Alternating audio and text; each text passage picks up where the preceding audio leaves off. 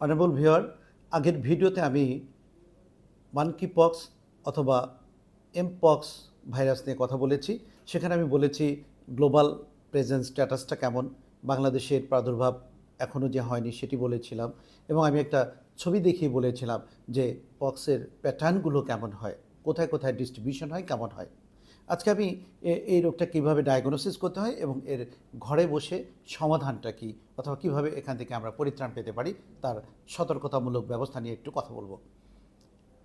তাহলে আমরা বুঝলাম যে এই রোগ হলে পরে কী হবে, একটা হিস্ট্রি দিতে হবে। হিস্ট্রিতে কী বলবে রোগী, যে আমার জ্বর আসছে, মাথা ব্যথা হচ্ছে, চোখে ব্যথা হচ্ছে, আমার শরীরের বিভিন্ন জায়গায় মানে বিভিন্ন গ্ল্যান্ড ফুলে যাচ্ছে, এবং এক পর্যায়ে সে বলবে যে আমার গায়ে কিছু পক্সের মতো দাগ দেখা যাচ্ছে, অর্থাৎ মানে প্যাপিউল, ভ্যাসিউল, পাস্টিউল এই ধরনের কিছু মানে ডিস্ট্রিবিউশন শরীরের বিভিন্ন জায়গায় দেখা যেতে পারে। এই ধরনের কতগুলো দানাদার অথবা জল করবে, কতগুলো পক্সের গোটা দেখা যাবে। এটা হলে আমরা ধরে নিব যে এই রোগী সাসপেক্টেড যে তার পক্স, সরি এটি হলো এমপক্স ভাইরাস তাকে অ্যাফেক্ট করেছে। তো মলপক্স কেন বলতে চেয়েছিলাম, কারণ এটা দেখতে অনেকটা মলপক্সের মতোই, এই জন্য মলপক্সের সাথে অনেকটা সাদৃশ্য আছে।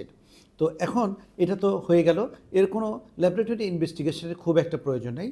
যদি কখনো কমপ্লিকেশন ডেভেলপ করে যায়, কমপ্লিকেশন ডেভেলপ করে গেলে তখন আমাদেরকে একটু ভেরি স্পেশাল কিছু ইনভেস্টিগেশনের প্রয়োজন হয়।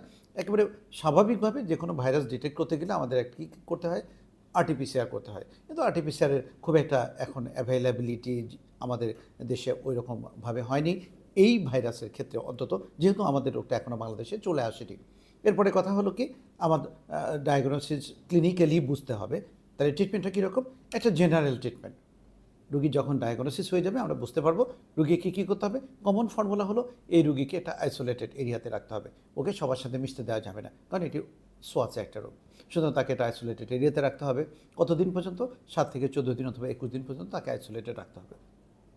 এরপরে কী করতে হবে, এটা হলো একটা সিমটোম্যাটিক ট্রিটমেন্ট। কি, তার শরীরে জ্বর থাকলে জ্বরের জন্য প্যারাসিটামল গ্রুপের ওষুধ দিতে হবে। বয়স বেঁধে এটা 100 ডিগ্রির উপরে টেম্পারেচার চলে গেলে প্যারাসিটামল আমাকে প্রয়োগ করতে হবে। এর সঙ্গে কী করতে হবে, তার গা যদি চুলকায় তাকে অ্যান্টিহিস্টামিন, অ্যালাট্রল সিরাপ বাচ্চাদের ক্ষেত্রে অথবা বড়দের ক্ষেত্রে অ্যালাট্রল অথবা বিলাস্টিন ট্যাবলেট এগুলো আমরা দিতে পারি। এর সঙ্গে যদি তার কখনো এটা কন্টামিনেটেড হয়ে যায়, ইনফেক্টেড হয়ে যায়, সেক্ষেত্রে আমাদেরকে প্রয়োজন বোধে কোনো অ্যান্টিবায়োটিক দেওয়া লাগতে পারে। ব্রড স্পেকট্রাম অ্যান্টিবায়োটিকগুলো আমরা এক্ষেত্রে বেশিরভাগ ক্ষেত্রে চুজ করে থাকি।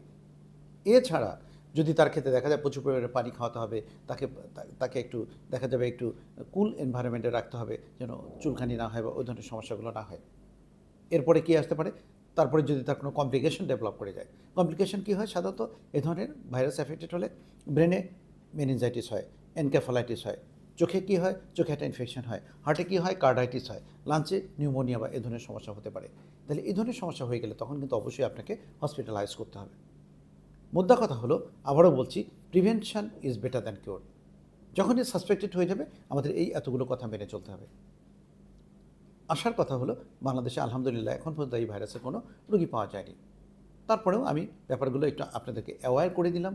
যদি কখনও কারো চোখে এমন কোনো সিমটমেটিক কোনো পেশেন্ট পেয়ে যান, তাহলে অবশ্যই আপনি নিকটবর্তী স্বাস্থ্য কেন্দ্রে অবশ্যই যোগাযোগ করবেন। তাহলে আমরা এই ব্যাপারটা নিয়ে নোটিফাই করতে পারবো। ভালো থাকবেন, সুস্থ থাকবেন। পরবর্তী ভিডিওতে অন্য কোনো বিষয় নিয়ে কথা হবে।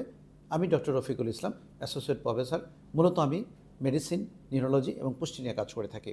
আমার ভিডিওগুলো যারা দেখছেন তাদেরকে অনুরোধ থাকবে আপনি ভিডিওটি শেয়ার করবেন, সাবস্ক্রাইব করবেন, কমেন্ট করবেন।